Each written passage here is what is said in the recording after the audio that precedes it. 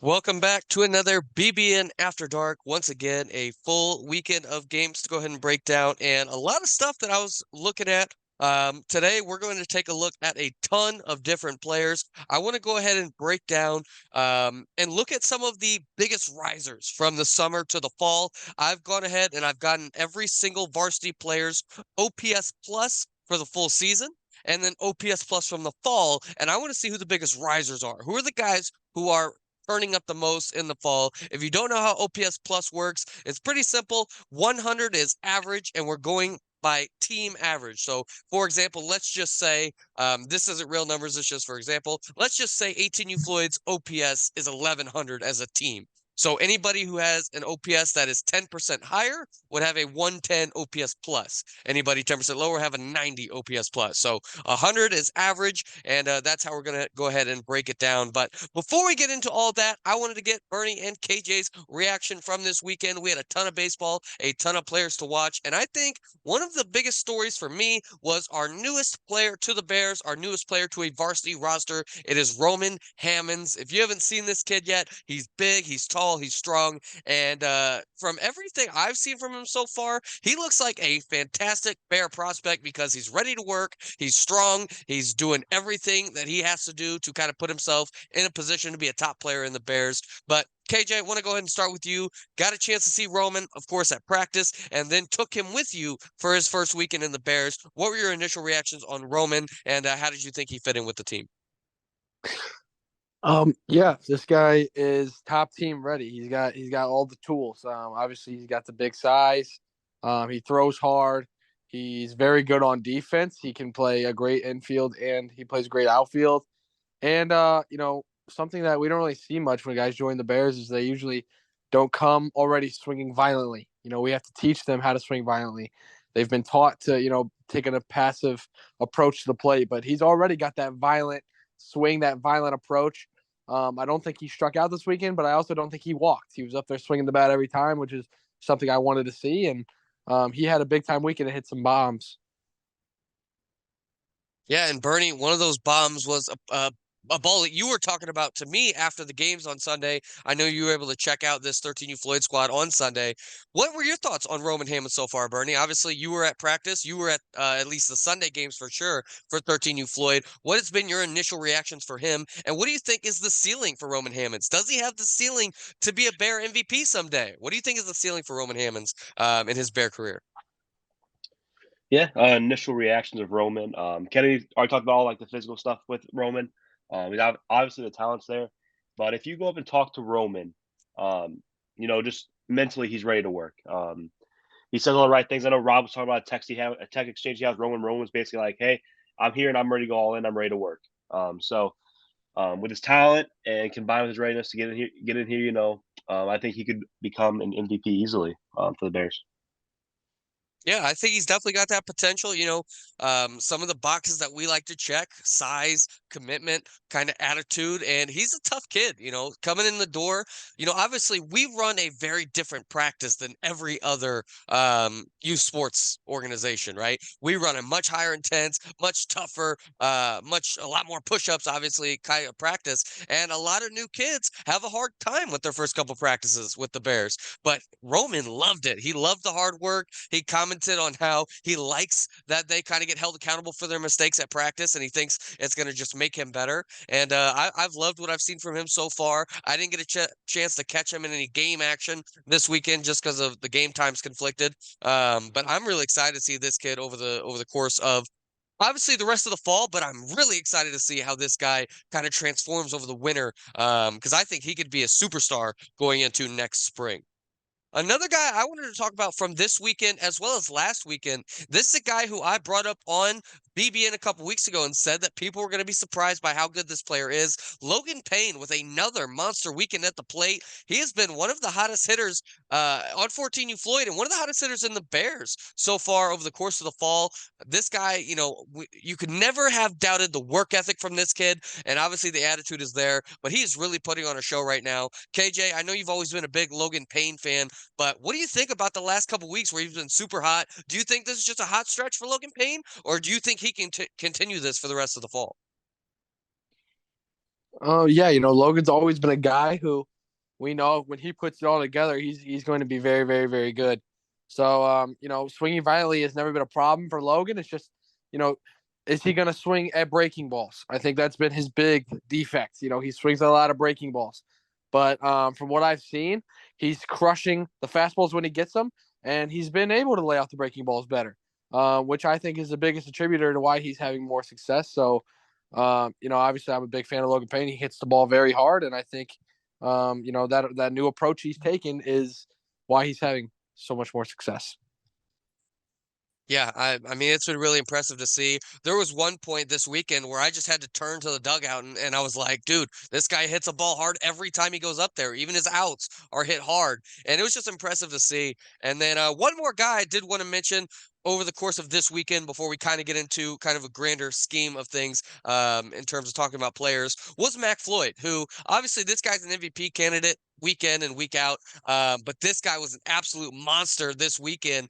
Four triples, a home run, and we mentioned the stat before that Mac and Brennan have an unbelievable amount of the RBIs for this team. Mac had 15 RBIs for this team this weekend, an unbelievable number. And this guy just seems like he's taking over. Bernie, I know that you've always kind of been on the side of Mac Floyd is the most versatile player on this team. He certainly was the best player on the field this weekend for this squad, and on the weekend, 22 of the 41 RBIs were by Mac and Brennan. Bernie, what did you think of Mac on this weekend? And maybe it's like having all those rainouts in August may have been a good thing for Mac because it seems like the last 2 years, August has kind of been his weakest month. So skipping that August, he's been in MVP form in September. What do you think about Mac Floyd so far this fall, Bernie? Yeah, like you said, I've always been on the side of. I think Mac is probably the best player in the Bears. I've said that many of times. I always predicted for the MVPs. I think Mac's maybe one knock that he's had is he doesn't have the power like Brennan or power like Vince Dalton. Right, he doesn't have the light tower type power. But I think this week, if I'm correct, I don't have game changer in front of me here. He had four triples and a home run, I believe. So the power looks like it's really coming through here. We know he's not going to strike out too often. He's going to play great defense. He can go on the mound for you. So I think he's becoming, that full complete player where I think he is the best player here. Yeah, he definitely, I think, no doubt was the best player in the Bears this weekend. If we did weekend MVP, it definitely would have been Mac Floyd for the weekend that he had, an absolute monster. That kind of put 18U Floyd in a great spot to go 4-1 this weekend. Was really Mac doing everything at the plate and made some nice plays in center field as well. Let's go ahead and move into the main topic of the show today. I want to go ahead and look at some of the biggest risers from the summer to the fall.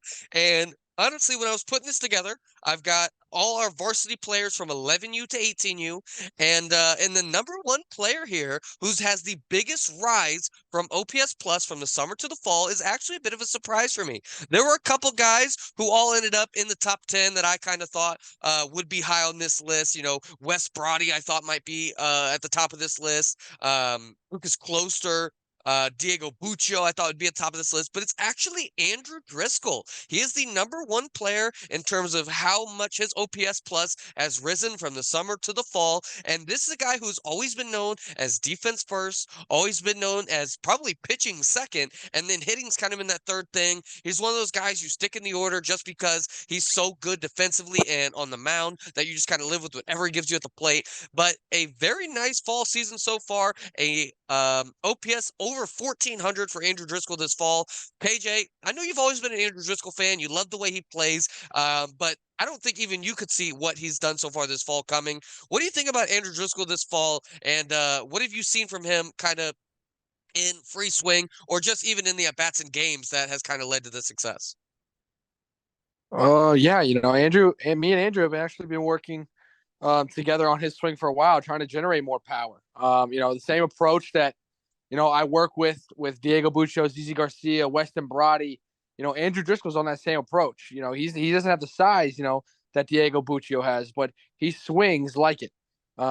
He's got that powerful swing, and he's really made some really good adjustments at the plate. He was always the guy who takes good at bats, but now he's starting to, hit some balls hard, and he's getting the most out of his body. Yeah, it's good to see, this 15 Floyd team that's still, I think, obviously this is, in my opinion, I know that we kind of did this segment the other week, but in my opinion, this is the best lineup in the Bears, and adding another guy to it, especially at the bottom of the order. I mean, if you got to think, if Andrew Driscoll's hitting 10th and he comes up and like the other team is expecting this bottom of the order guy that's a free out, I mean, they're in for a rude awakening because this guy just continues to put up good at bats, and I'm not sure if he's a 1450 OPS guy the rest of the fall, but it definitely seems like he's made some tangible changes that I think he's going to be a very, very solid player for this team the rest of the fall. Let's go ahead. Another player on this list. He's actually number 5 in most improved player. It's from the same team. And Bernie, I want to get your thoughts on this one. Andrew Willeret, who we've kind of talked about on the show a couple times, was not quite the Andrew Willeret we expected in the summer season. Not that he was bad by any stretch of the imagination. His full season OPS was 97.7, so he was slightly below team average for his team. And in the fall, it's 124.2, so he's been 25% better than his team OPS average. Bernie, what do you think about Andrew Willeret? Is this just him coming into his own? The summer was a fluke, and now he's really starting to show his true colors. Or what do you think about Andrew Willeret so far this fall? Yeah, I think at the start of the spring, I heard a lot of stuff. I didn't get out and like when I watched him, and stuff I heard from everybody else that his approach might have been a little off. At the start of the spring, I think these fall numbers coming back to where what he is. I think that he proved that last fall when he joined the Bears. I think he is just one of the best players in the Bears, and I think that this is kind of Willard being Willard. I think he's back. Yeah, and I think that is a popular opinion, Bernie, that Willeret is still as good as he's always been.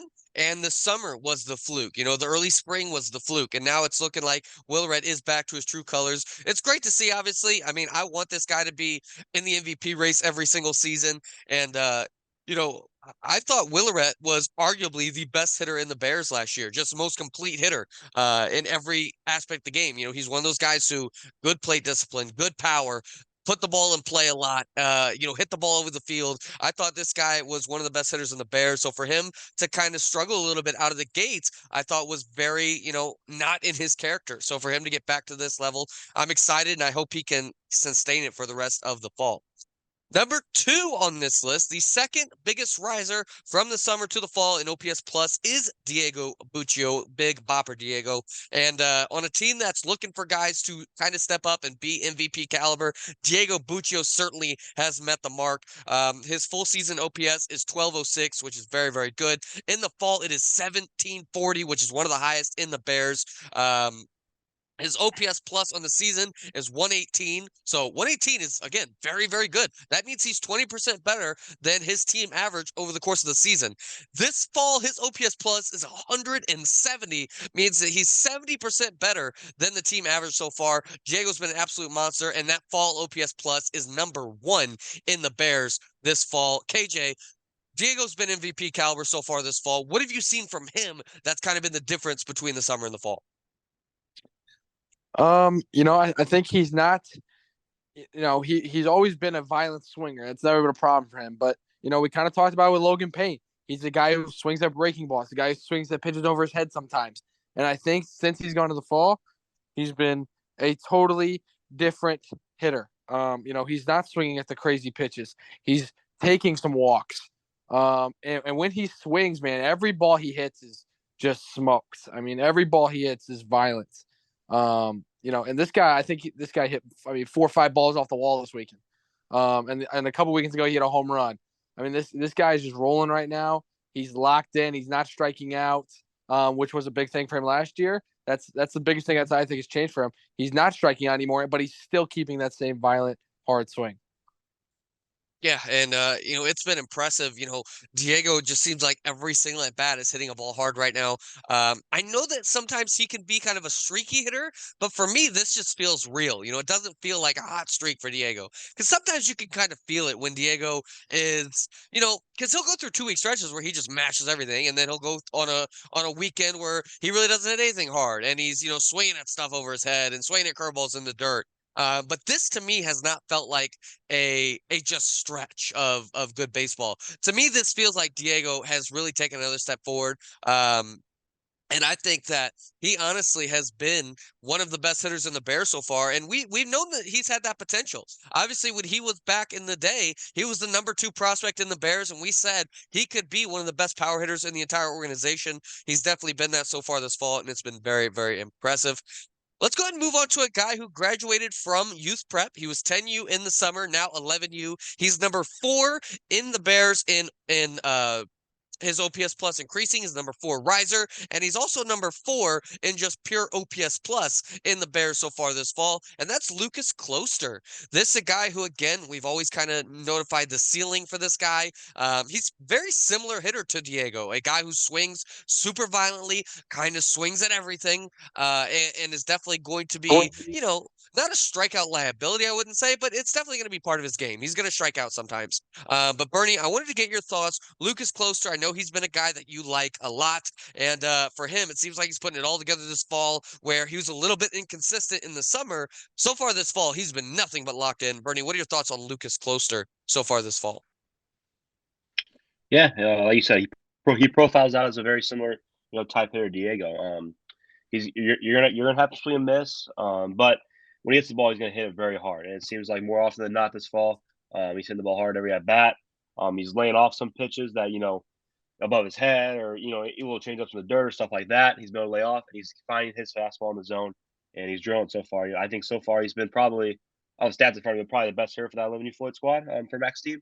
And I think that this is going to be the normal from here on out from Closter. I think that he is a superstar for that squad, and I think we're only going to see him get better and better. Yeah, it's been impressive. And on a team that's still kind of searching for its identity and searching for a superstar, I think Lucas Closer has definitely fit the bill so far this fall. So that was the top 5 biggest risers. Andrew Driscoll, Diego Buccio, Landon Nickerson, Lucas Closter, and Andrew Willeret were the top 5 biggest risers from the summer to the fall. The next 5 to round out the top 10 are Ty Zazueta, Weston Brody, Ben Bonchek, Cale Taylor, and Josh Collier. And KJ, of those 5 names, again, the biggest risers 6 through 10 from the summer to the fall: Zazueta, Brody, Bonchek, Taylor, Collier. Which of those 5 would you like to tackle here, KJ? I'll talk about a guy, Wes Brody. Here's a guy I've been working with for a while at Free Swing and working on his approach, and just getting him to swing more violently. And I think that's what he's done. And he's getting the most out of his body. He's not a very big guy, but he's top 5 on that team. A team with Land Nixon, Big Combs, and he's one of the top home run contributors on that team. So here's a guy, and he's not the best with the glove, but you'll find a position for his bat. And that was something, I don't think anyone would have expected us to say about him when he first joined the Bears. So he's really turned his career around, and he's a dangerous hitter. Yeah, I think there was a time during maybe the early part of the spring where there were at least some people who believed that this guy was just a career role player, and there's nothing wrong with that. That's an important part of a roster. A guy who can kind of play multiple positions and play them well. A guy who's going to give you quality at bats off the bench, who's going to be a good pinch runner for you. But certainly Wes Brody has not accepted that role. He has turned himself into a star. I know at points this weekend he was hitting in the top of the order for 15U Floyd, and it seems like Rob has kind of shown the faith that he believes Wes Brody can be that guy. He switched up his lineup this weekend quite a few times, and Wes Brody seemed to be one of the constants in the top of the order, and very, very impressive to see from Wes. He is looking like one of the best hitters in the Bears so far this fall, and I'm hoping he can keep it going because it's been very impressive to see. He's been one of my favorite players on the season so far. But Bernie, for you, the other 3 guys here, the other 4 guys in the top 10, Ty Zazueta, Ben Bonchek, Cale Taylor, Josh Collier, Bernie. Which of those guys maybe it's the most surprising to you in the top 10, or which of these guys do you kind of want to tackle here in the top 10? Yeah, Bonchek and Talia are definitely, names I would have guessed on this list, but they've been very good so far this fall. But if you're gonna put Kale on a list, man, I gotta talk about Kale. He's one of my favorite kids. He's on my 12 youth team. But so far this fall, man, his approach has been, I mean, nearly perfect. He was a guy in the summer. We talk about these guys a lot. That he's gonna chase pitches and he's gonna swing and miss a lot. So far this fall, though, he's cut down on swing and miss rate, and he's not chasing any pitches. Right? He doesn't want to walk, but he will take it if you give it to him. A guy I want to compare him to, because I'm starting to see the similarities come out a lot, especially this fall recently. He's like a Landon Meyer type hitter, if that makes sense. He'll take his walks if he has to. He's going to hit for more power than his body would suggest. Yeah, but Kale's been locked in. He's my 3 hitter all fall. He's been great. I said on one of the shows he'd be my second best hitter this fall, and he's been that so far, I think. Yeah, definitely. And I think this guy has just been, kind of turning into everything we kind of hoped he would, with the power and with the improved plate discipline over the course of the season. He seems like he's gotten better and better. So I think Cale Taylor has definitely taken that step forward, and it's been very, very impressive. I don't want to dwell on this next topic for too long, but I do want to mention it.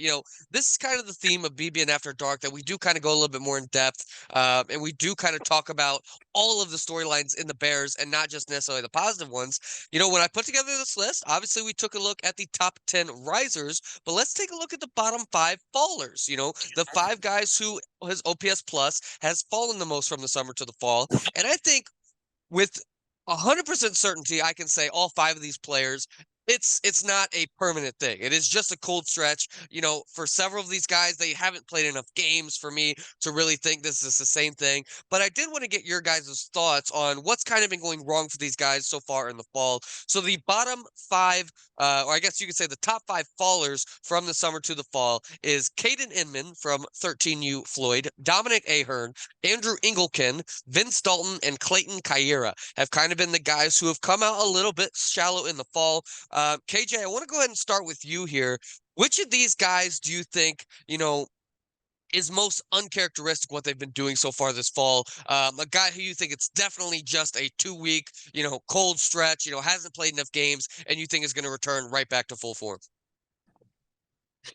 Yeah, let's talk about my guy Caden Inman. It seems like Caden has not had a great approach coming into the fall, and it doesn't have anything to do with his mechanics. But I think at this point it's kind of a mental block. I think he came out in the fall and he's making contact. He's not up there striking out of your bat. But the contact he's making isn't the normal Caden Inman contact. When I think of Caden Inman contact, I'm thinking of hard hit balls, balls in the air, extra base hits, and he's been hitting a lot of ground balls. I know he popped to the pitcher a couple times this weekend. And I think at this point it's just a mental block for him. And it's something that he's definitely going to get over. And Caden Inman's not broken by any means. So I think I'm just giving him more bats. He's not a guy who is going to get taken out of the order because of it, because of his upside, and because I believe that this isn't a full-time thing. So he's going to keep getting opportunities, and I think it's just something that he's got to get over. And yeah. Yeah, listen, everybody goes through slumps, and for Caden Inman, it feels like he really had a breakout season over the course of the summer. And look, I think that his momentum kind of got stumbled when we had all those rainouts and the off time, and he's kind of had a slow start to the fall. But I have a lot of faith in Caden Inman. I think I said on the show a couple weeks ago that I think Caden Inman could be the second best hitter on this team over the course of the fall, and definitely has not proven me right so far to start the fall. But I think there's plenty of time to turn it around, and because of how good he can be, I think that kind of call is not dead yet. For 3 of these players, I would say Vince Dalton and Dom Ahern, it's not even like something to worry about, because I think both those guys are just kind of streaky hitters in general. Vince Dalton, when he's hot, he is the best hitter in the entire organization. It's not even close. And then some weeks he just can't put the barrel on the ball consistently enough to exploit that power that he has. So we've seen and really, because of the rainouts, this is really like 2.5 weeks of sample that we're talking about here. So we've seen Vince have 2 cold weeks before, so I'm not really concerned about that. Dominic Ahern, same thing. He's kind of a boomer bust type hitter, and I don't think this is a sustained slump for him at all. I think it's just we cherry picked 2 weeks here and kind of talking about that. I do want to kind of touch on the other 2 a little bit. Clayton Kyere was one of the guys who we thought was having the most surprising summer, and a guy who was just mashing balls hit at him. I think this is more so him kind of coming back down to earth. So let's go ahead and look at his OPS over the full season. His full season OPS is 1021, and his fall OPS has been 798. And I think the true Clayton Kershaw is probably a lot closer to 900. So I think he was a little bit overachieving in the summer, and now he's a little bit underachieving in the fall. So I think his numbers are going to end up around what you expect him to be. But the one guy I did want to get your opinion on, Bernie, was Andrew Engelken, because he's the guy who, of these five players, had the change of environment. Obviously, he changed teams. He moved up a level, you could say, moving from 16U to 18U. And obviously, I don't think anybody expected him to maintain his numbers from 16U Burnsell to 18U Floyd. Just because of it's a step up in competition. He's playing against players older than him instead of his age. But I do think he's come off to a little bit of a slow start in the summer, especially from my expectations. I thought this guy was going to be the best hitter of the Burnsell guys that moved up. But Bernie, I do want to get your thoughts. What do you think has been going wrong for Andrew Engelken so far this fall? Yeah, I think it's maybe just change the environment a little bit. I mean, like you said, this isn't 16U is JV baseball. 18U baseball, that's varsity baseball. It's gonna 100% two different realms when it comes to the pitching you're gonna see. And I know 18U Floyd's gonna play in a lot of these high level tournaments. So maybe it's just an adjustment that Andrew needs to make here. Again, it's not a big sample size. I don't think Andrew's gonna be bad necessarily the rest of the fall. I still think he is the best hitter I sent up to that squad, and I think we're gonna see him return to that. He's need a little time, right? He's not the superstar of the team anymore, right? On my team, he was going to bat two every game no matter what he did because he was the team superstar. He was the best hitter. But at 18 foot now, he's joining guys like Mac and Brennan, where now he's kind of more of a role player. And I think he just has to find his role, make some adjustments at the plate, and I think he will be just fine here coming down the stretch. Yeah, I listen, I think I have more confidence in him than probably any of the Burnsell guys in terms of what I think they can produce at this level. And that's not a knock on Fred Smith, Oliver Saxon, and Rocky Tucker. I just believe that Andrew is the best hitter of that group. I've seen this guy consistently put the barrel in the baseball and hit balls hard. It's not home run power, but it's doubles power. And I think this guy takes good at bat. So I'm not too concerned if I were going to put it on a scale of 1 to 10, 10 being I'm panicking, 1 being it's not even a thing for me. I would say I'm about a 4 in terms of how worried I am about Andrew Engelken. Definitely not panicking, definitely not, concerned that he's lost the skill, but I am worried that he's starting to lose confidence. And I think that is what could turn Andrew Engelken's fall from being just a cold stretch to something to panic about, because of if he starts to lose confidence, that's where I think there could be a problem. But in terms of what we've seen so far from him, I don't think it's anything to panic about yet. But I'm very excited to see how he kind of turns it around the rest of the season. Okay, so let's go ahead and talk about just in general the fall OPS. So this is taking out kind of the riser aspect of it and just looking at the top 10 OPS pluses from the fall. And I want you guys to listen to this list and kind of tell me who's the most surprising besides the guys we've already talked about. Because, for example, Andrew Driscoll's in this top 10, and I think he probably would have been the most surprising if we hadn't already talked about him. But here's the top 10 OPS pluses on the fall for the Bears. It's Diego Buccio, Landon Nickerson, Harrison Blabaum, Lucas Closter, Brennan Nickerson, Mac Floyd, Andrew Driscoll, Ty Zazueta, Wes Brody, and Garrett Knight rounding out the top 10. KJ, for you, who's the most surprising there in the top 10 for the Bears in OPS plus? It feels like I talk about this guy a lot, but I'm gonna go to Garrett Knight, and it's not because I didn't think he'd be able to do it. I just didn't think he'd be able to do it this quick. The amount of time it's taken him to become a role player to a superstar on the top team has been a matter of weeks. I made the decision that starting in the fall, I was just going to ride with Garrett Knight, and through the good and the bad, I was just going to stick with him, and there hasn't been really any bad. This guy has just been an unbelievable hitter for me. He's hitting for power. He's not swinging at curveballs. He's taking just good at bats, and he's adjusted to the top level way quicker than I ever thought he would. Yeah, and KJ, it's funny, we've kind of mentioned this before, but he's top 10 in OPS plus on the fall right now with his stats. But imagine, he's had several shots to the fence that he just wasn't able to turn into a double. Imagine if those shots to the fence were all doubles, he's probably in the top 5 of this OPS plus list. But it's just impressive the numbers he's been able to put up. Obviously, I think we all knew that he had this in him. But how quickly that not only is he, because this is what I thought. These are my honest thoughts on Garrett Knight. I thought this fall we were going to see flashes of superstart him. I thought he'd hit a home run. I thought he'd have several balls that were just hit, over the outfielders' heads and clear them. And then there'd be several weekends where he disappeared. And he looked like for lack of a better term, he looked like a recreational player. He looked like an inexperienced player. Well, really, we really haven't seen any inexperience from him, at least, especially at the plate. He looked like a veteran hitter. And it's just so surprising to me that we're not seeing the growing pains that we would expect from that guy. So just been very, very impressive. Bernie, for you, who do you think is the most surprising in this top 10, besides maybe Andrew Driscoll or Garrett Knight?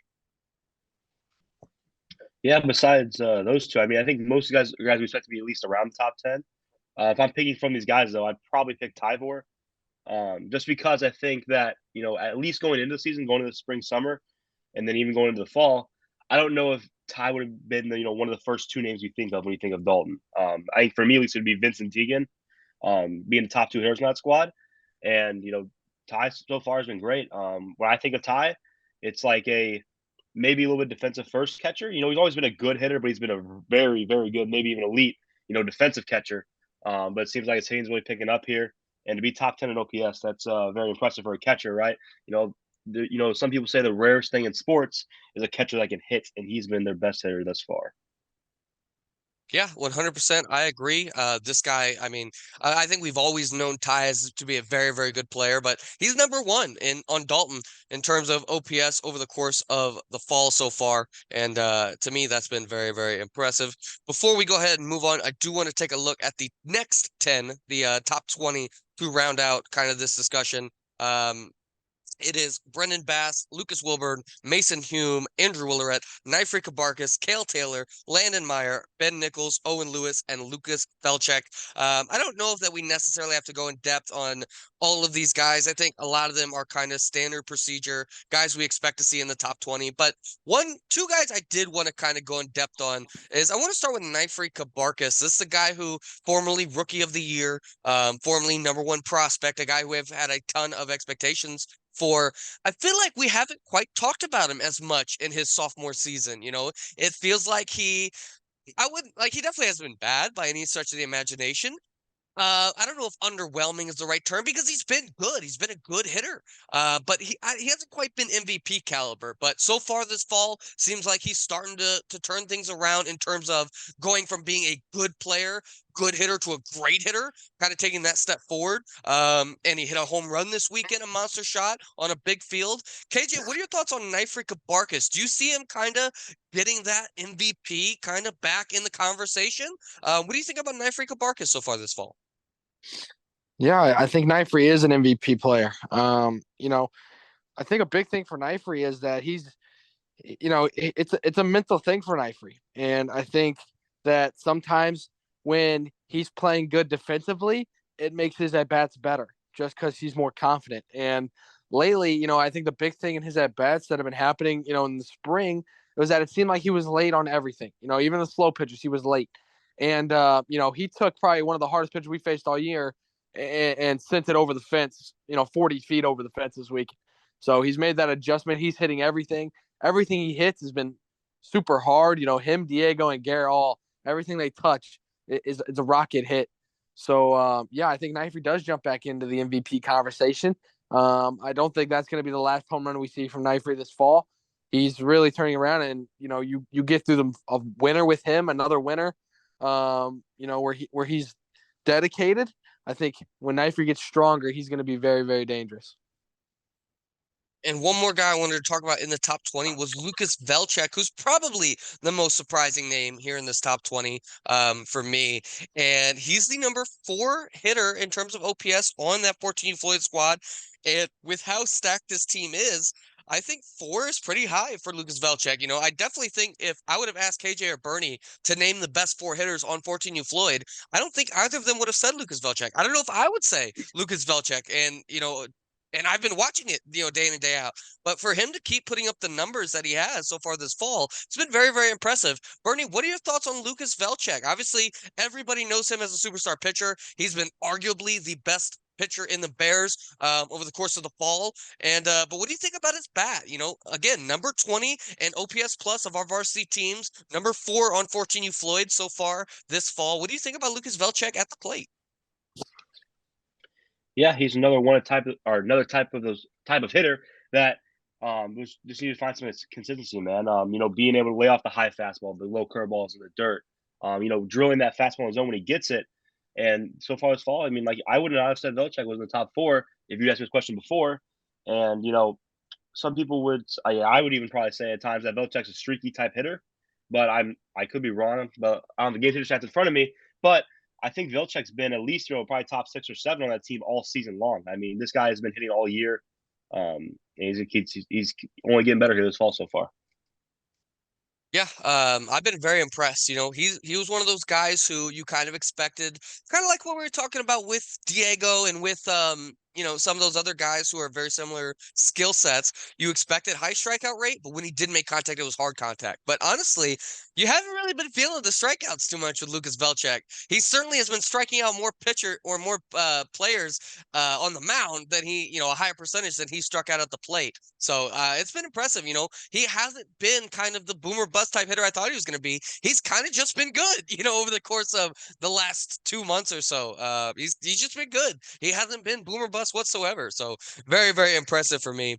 The last thing I want to go ahead and touch on the show is we haven't had a chance, because BBN After Dark is still brand new. We haven't had a chance to really dive deep into full season statistics, besides, league leaders and MVPs. But I want to go ahead and go position by position and look at the top 3 OPS pluses on the full season and get your guys' thoughts on maybe the surprises. Is this what you expected? Just based on everything. So again, OPS plus 100 is average. And we're going based on team. So it's your team OPS. How do you compare to the average of your team? And then I obviously rank them over the course. So this is all of our varsity players for the full season. So let's go ahead and start with catcher. The top 3 OPS pluses on the season are 3 guys we've kind of touched on already today. Garrett Knight is number 1, the highest OPS plus on the season. Dom Ahern is number 2, and Ty Zazueta is number 3 for catcher. We did go in depth on Garrett Knight and Ty Zazueta, so KJ, I do want to get your thoughts on Dom Ahern. We obviously talked about him as one of the fallers from the summer to the fall, but clearly his full season numbers are still good enough that he is the number 2 catcher in the Bears in terms of OPS plus. KJ, I know you like Ahern a lot. What is it about him that allows him to be such a high quality hitter as a catcher? Yeah, he's got that violent swing that you'd see out of, the type of hitter you think played first base. He's got that huge, powerful swing that a lot of catchers don't really have. So I think Dom is well ahead of where, guys like Garrett Knight and Diego Buccio, who are kind of hitters he's compared to. I think he's well ahead of them in terms of age. So I think, as he gets a little bit more mature at the plate, as he learns how to keep his head down more often and still have violent swings while being controlled, I think he's going to be a better hitter than them both. Yeah, I think it's a great call. I know you like him a lot, but I did want to go ahead and mention him because we did talk about him as a faller, but it just shows you him being on the fallers list was more a case of how great he was in the summer than how necessarily, how bad he's been in the fall, because he's still number 2 on the season in terms of catcher OPS plus. Obviously, I think the 2 surprising names that aren't in the top 3 are Jack Roberts and Logan Meyer. They're 4 and 5, just for context there. Moving on to first base, I would say kind of what you expected. But I'll go ahead, Bernie. You guess. Who do you think are the top 3 OPS pluses at first base? Okay. Definitely got to start with Harrison Blaybomb. Yes, he's number 1. Okay, there you go. Lucas Wilburn. Yep, he's number 2. Number 3 first baseman. Let's see. I went through all the ages in my head real quick. 12U, 13U, 14U, 15U. Oh, Landon Nickerson. Landon Nickerson. Yeah, that is 1, 2, 3. So I think, the reason I wanted to have Bernie guess, because I think this is what you expect. I think these 3 guys, obviously everybody talks about how good they are, but here it is on paper. They are the 1, 2, and 3 OPS pluses in the Bears at first base. Bernie, of these 3 guys, pick one of them. Who are you most surprised of the season? Obviously, I think all 3 of these guys had high expectations, but for them to actually do it on the field and not just talk, who do you think has had the most impressive season of these 3? Yeah, out of these 3, I think that, at least to my concern, that Blaybomb was one of the best players in the Bears, and Landon Nickerson was one of the best players in the Bears. But I don't know if we necessarily talked about Lucas Wilbur in that same light. I think now we would. now Lucas Wilbur is one of the best hitters in the Bears. I think going into the season, he was the supporting cast to Landon Meyer, and Parker L's in that team, and now he is the main guy, and some of these other guys are supporting cast members to him. He's been legit. What he's giving you on defense. I know you've said he's the best defensive first baseman in the Bears. He makes everybody else better. But it seems like Lewis Wilburn, he's really proved himself this season so far. Yeah, certainly been a prove-it season for him. Moving on to second base, and I can tell you guys, there's absolutely no chance you'd be able to guess the top three at second base. At least I wouldn't have. KJ, do you want to take a crack at it? I don't think I would do very well either. Yeah, this is a tough one. So here is the top three OPS pluses at second base. I would say just kind of naturally second base is kind of the, I wouldn't say weakest position necessarily, but it feels like that's kind of where your fourth infielder goes in terms of talent. But here's the top three at second base. A very surprising list, in my opinion. Owen Lewis is number one. I would say he's probably not surprising. I think Bernie probably would have gotten him. Number two is Weston Brody, who's definitely come on lately. And number three is Brady Heck, who I don't think we've talked about at all on the show, at least not in any depth at all. So KJ, how about Brady Heck in the top three at second base on a Bears varsity team? What are your thoughts on him and the season he's had so far? Yeah, I'll tell you, man. I got a chance to coach about three games this weekend for that 18U squad, and Brady was hitting leadoff and just taking great at bats. I mean, and he's up there ready to hit. He hit some balls very very hard all weekend long. I mean, he was on base all weekend long. He's a pretty good hitter, man. I mean, he's laid off curveballs. He smashes fastballs. He's up there ready to swing. I know I saw him hit a double on a 3-0 count for the first game I was there. So he's not up there looking to walk. He's not getting lucky. He's just taking good at bats. He's just a good hitter.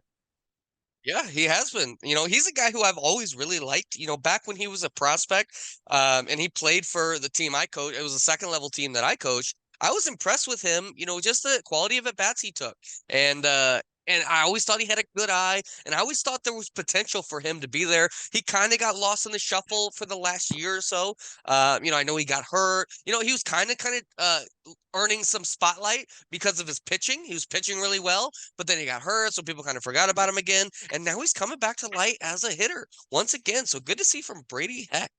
Okay, top three at third base in the Bears. Brendan Nickerson, number one. Parker Ells, number two. Ben Nichols, number three.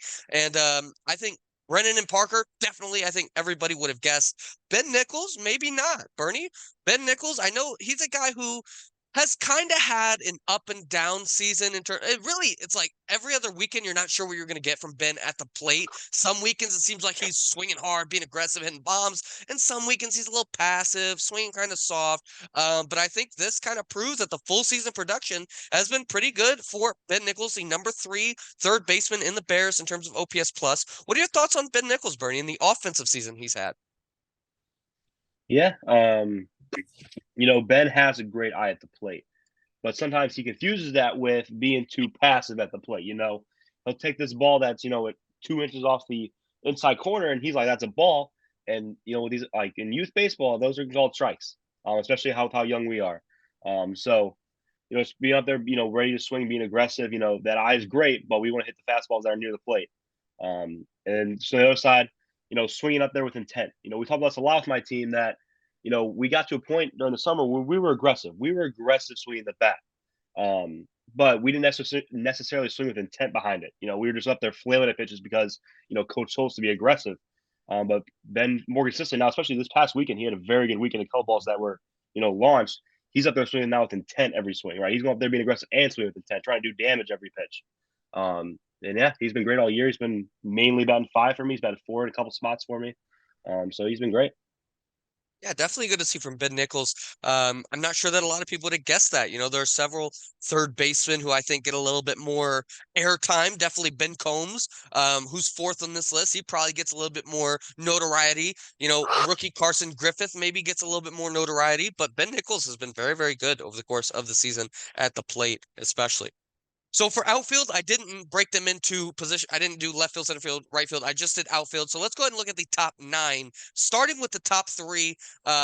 definitely two names you'd expect for sure. And one name, I don't know if you would. The number one OPS plus for an outfielder in the Bears is Mason Hume, who is a guy. I know if Mac was on the show right now, he loves Mason Hume. He's definitely a guy who has been very underrated. He doesn't necessarily look like a great baseball player, but this guy just crushes the ball. He just hits every single at bat. And, again, OPS plus is based on how much better you are than your team average. And I think him playing on an 11U squad that's still kind of trying to find its footing, he's been a beast at the plate.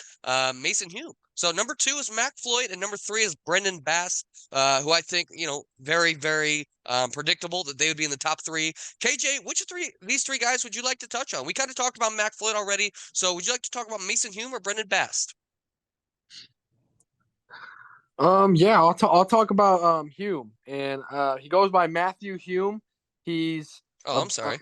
and he doesn't have the typical body that you think a big time hitter would have, but this guy just gets the most out of his body. He doesn't look like he'd be a great baseball player, but this guy is just a great all around baseball player. He can play fine defense in the outfield. I know Mac relies on him to catch some balls out there, and he just takes good at bats. Like I say, you wouldn't expect a guy like him to be such a good player, but this guy is a very legit player, and I think he's going to grow a lot throughout this winter, and he's going to get stronger. He's going to get older, more mature, and I think this guy's only going to get better from here. Yeah, he's had a nice season. Yeah, my bad, Matthew. I just had M. Hume on my note, so I got that one wrong there. Sorry about that, Matthew. But a great season for Matthew Hume. Very, very impressive. And Brendan Bass, so I know there are a lot of questions preseason about where he would be for this team moving up to 14U. And he's been the best outfielder for this age at the plate. Just been consistent all season long. Been very, very impressive to watch. 4, 5, and 6, Diego Buccio is number 4. Lucas Kloster is number 5. And Nifri Kabarkis is number 6. I think we've talked about all three of those guys so far this show. So let's go ahead and move on to 7, 8, and 9. Rose Selby is number 7. Lucas Velchek is number 8. And Ivan Saxon is number 9. Bernie, Rose Selby, Ivan Saxon, two guys we haven't talked about so far today. Both these guys had very nice seasons. Rowe obviously was a rookie in the summer and very quickly, I think, kind of came into the spotlight as that third. He was hitting leadoff for a while. He was kind of that third guy on the team. At one point, him and Mac were going head to head in doubles over the course of the season. And Ivan Saxon, who has had arguably one of the most impressive seasons for that 15U Floyd team all season long. So, Bernie, Rose Selby, Ivan Saxon, which one of these guys do you want to talk about and kind of go in depth on? Yeah, I guess I'll kind of touch on Ivan Saxon here. Another one of those guys, kind of like an older version of Hume, that he looks a little awkward and stuff. A lot of coaches, when they see Ivan swing, sometimes, to be like, that guy's not a good hitter, but this guy's a great hitter. I think he's becoming a little more mature as at bats this season. Being up there, making contact consistently, getting some power behind it. But being compared to a lot of these guys, OPS plus, he's been top 9 still on the team, and on arguably the best offensive Bears team so far this season. So it's very impressive. Ivan's batted top of the order for him. He batted 2 in the majority of the year. It's been very impressive from Ivan. Yeah, he's had a great season. I don't know if this is exactly right, but it's got to be close. I believe he's got the best strikeout to walk rate in the Bears. I mean, he's got something like 50 walks to 5 strikeouts, something crazy like that, where he just got an unbelievable eye at the plate, never strikes out. And when he does put the ball in play, he hits it hard. So very, very impressive. I did skip shortstop, so let's go ahead and look at shortstop, although I'm not sure that there's any groundbreaking information here. Barney, you guess the top 3 first basemen. So KJ, why don't you take a crack at the top 3 shortstops in the Bears? OPS Yeah, plus. I'll go with ZZ Garcia. He's number 2. Yep. I'll take Landon Meyer. He's number 3. Yep. And I'll take Tegan Kreitler.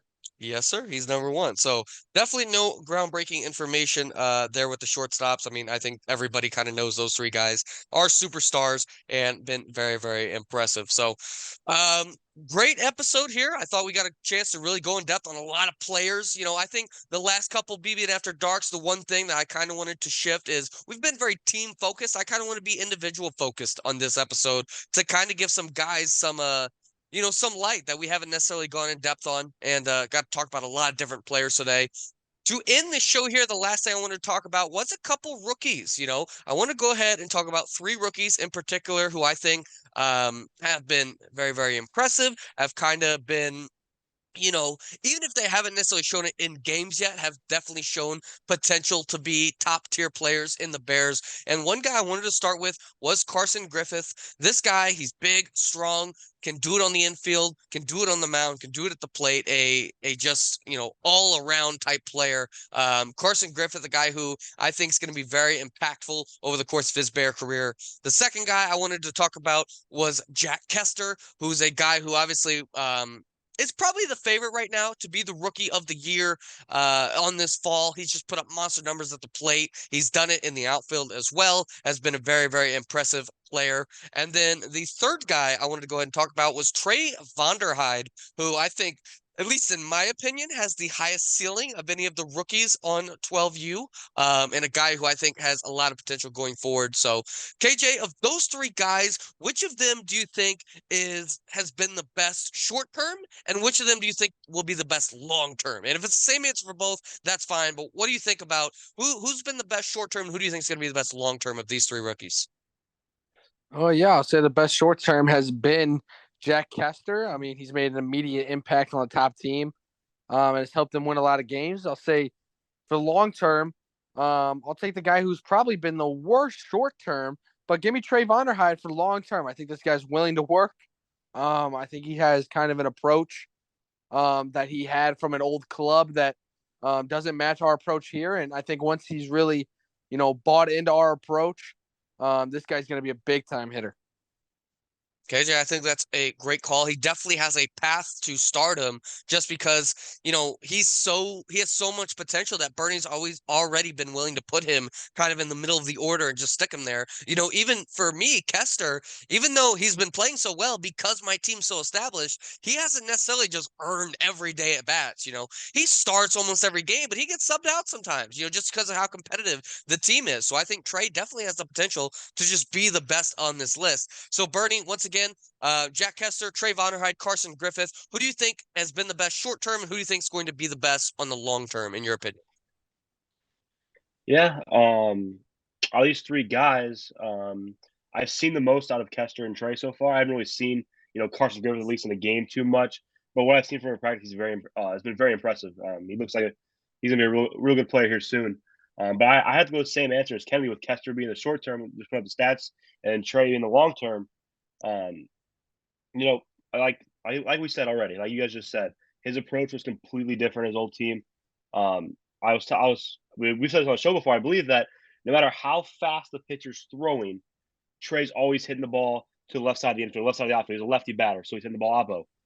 And that's kind of how his ball he hit this week. I mean, he burned center fielder by 25, 30 feet on a 300-foot field. And it was absolutely shot. And it's like, okay, now if we can get him in that approach all the time and get that ball to the pull side, how far can that ball? Because, if that ball's pulled, it's another 20, 30 feet farther maybe. And now you're talking about a 260, 270-foot shot. And I think that we can get Trey there on consistently here soon. Yeah, Bernie, we were joking about that. The first couple weekends he was hitting everything to left, and then this weekend he hit a ball to center, which we thought was a huge. That's a great step in the right direction. As we've been trying to get him to start getting into that power and just trusting himself to crush the baseball. But I think those are both great answers. I do want to go ahead and touch on Carson Griffith a little bit, just because you guys both talked about Jack and Trey. I think this guy has superstar potential as well. Kind of similarly to Trey, he's got an immediate kind of path to being a star just because that 11U Floyd team still trying to find itself. Carson is one of the more talented players on the roster and a guy who I think Mac already trusts to be a top guy. And he's another guy who I think, kind of like Trey, if he fully buys in to swinging out of his shoes, some kids, everybody thinks they want to be told they're allowed to swing out of their shoes, but some kids are a little bit hesitant to do it because it means they're going to swing and miss, and they might look silly sometimes. And I think when Carson fully buys in to just swing out of his shoes. And if he misses, whatever, fine. But if he hits it, it goes a mile. As soon as he buys into that, I think he could be a superstar. And I think Carson Griffith definitely has the potential to be a future first team All-American, a future All-Star type player. So he's a guy I really like a lot as well. But that's been this episode of BBN After Dark. Got to talk about a ton of players on today's episode, so very, very exciting. KJ, Bernie, thank you for being on this episode once again. Thank you, everybody, for listening, and we'll talk to you all again on Friday for the Bears Baseball Network. Thank you all for listening, and talk to you all next time.